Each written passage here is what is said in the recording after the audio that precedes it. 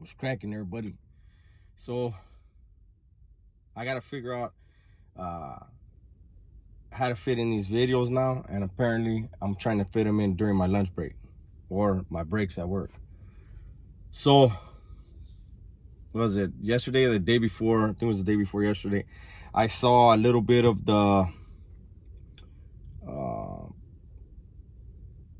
I saw something Gil said on another podcast, right? Him and Boo Boo were on somebody else's podcast, and Gil was talking about the difference between prison respect and respect on the streets, right?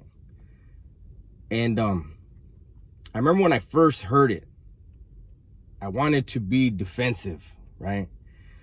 But I have to say that in thinking about it while I was working, Gil's right. I mean, there's a huge difference between prison respect and respect on the streets. First of all, prison respect or jailhouse respect is like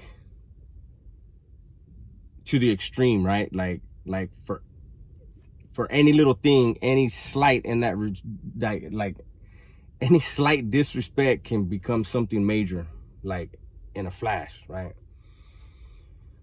The difference also is that in prison,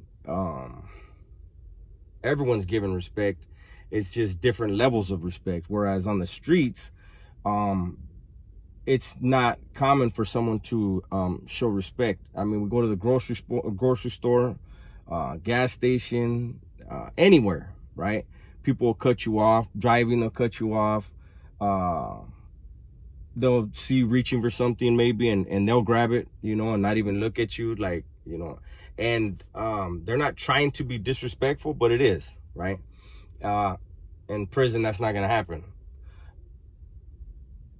But when someone respects you on the streets, not in the streets, but like out here in society, it's usually because of something that you've done that's good or respectable, right?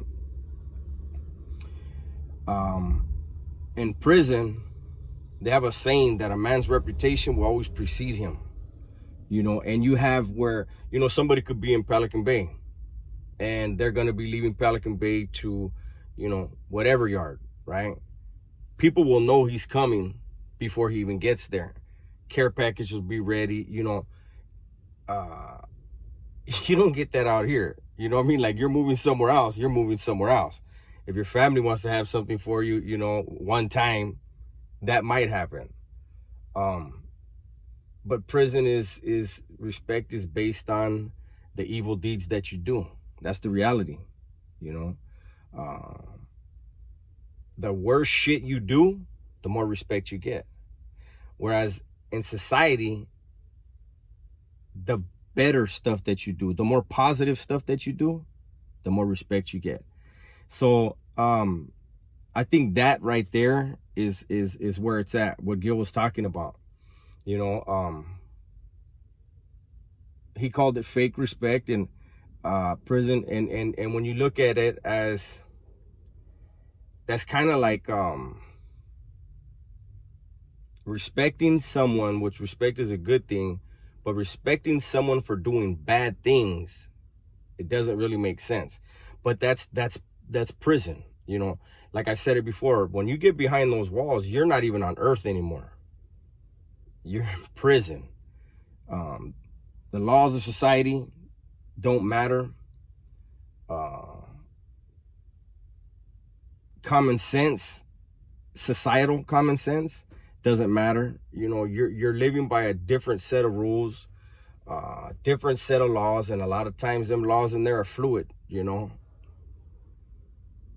Something you think is one way, for someone particularly, it may be different for him. Well, you try to step the way he stepped in, and that's your ass.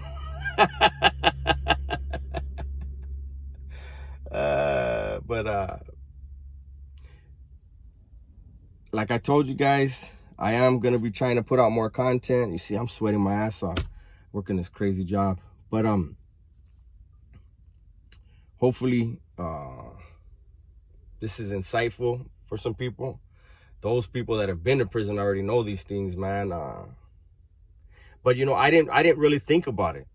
I never thought, you know, when I got out of prison, I'm like, I was talking to my girl the other day, and she was asking me something about prison, and I talked to her for about 5 minutes about something in prison.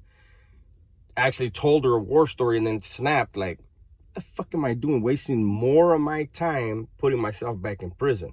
And I told her I don't want to talk about prison no more. But so when I paroled, you know, I don't think about those things, but when I hear something like that, it sparks something in my mind. And that's the thing that all of us content creators are trying to do, right? At least I know I am for a fact. If I put out a video, it's to spark conversation, it's to spark change, it's to spark thinking. Before I go, I'm gonna let you guys in on something. I don't know how many of you guys heard of that dude Sadhguru, right? Sadhguru. He's on TikTok, but he's also on YouTube. I listen to him every morning. That motherfucker is so smart, man. He makes you think. You listen to that dude every morning, he's gonna make you think, right? And something that he said, I listened to yesterday or the day before, it's a trip, how he said, we're able, like I'm able to sit back, you're able to sit back and see somebody in your life, right? And see what problems that they have, right? And we're able to actually draw up in our mind what they need to do to fix those things. And yet we have so many problems in our own lives that we don't see and we don't recognize and we can't figure out. And so I was just thinking, and I shared it with my girl. I said, you know, if everybody did that, focused on not someone else, but themselves, their shortcomings, and how to fix them, imagine how much happier we would be. That would stop a lot of gossip. That would stop a lot of backbiting. That would keep people out of other people's business because you're focused on yourself, right? And then before I go, one other thing he said is, you know, and this isn't for everybody. I didn't have a good childhood. Not all of us did, but there are times in your childhood where you can apply this. He said, when you were a child, how often were you happy? You know, a child can be happy with a stick, you know, and be entertained for hours, right?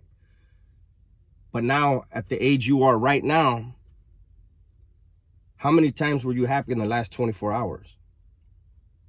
You know, and these are things that I'm focused on, trying to better myself.